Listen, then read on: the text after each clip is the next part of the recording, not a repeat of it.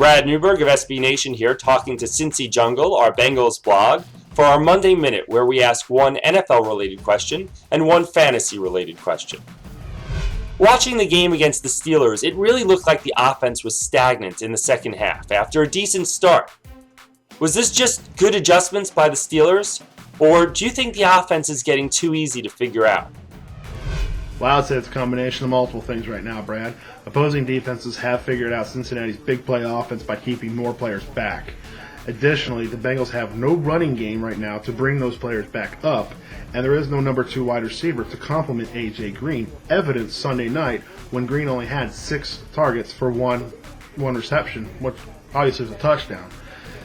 And then there's Andy Dalton, he's a young quarterback, just completed his 24th game in his NFL career, so he's still quite young and inexperienced, but he's getting a little anxious in the pocket. He starts feeling a rush, and he starts looking for ways to get out of it instead of keeping his eyes downfield. Things that are correctable. But right now, it's a combination of mistakes, youth, and other things right now that are holding the Bengals back. I picked up Andrew Hawkins mid-season for my fantasy team, and he's been a dud ever since. Do you see him ever becoming a consistent fantasy producer? I wouldn't rely on Andrew Hawkins so much for the rest of this year, no. He hasn't had a 50-yard receiving game or a touchdown in 4 straight games. His longest reception in the past 3 games is 24 yards, and he's only been targeted 9 times in the last 2 games. Now, obviously, he's not the number 1 option for the team, but he's also becoming not the number 2 or the 3 option.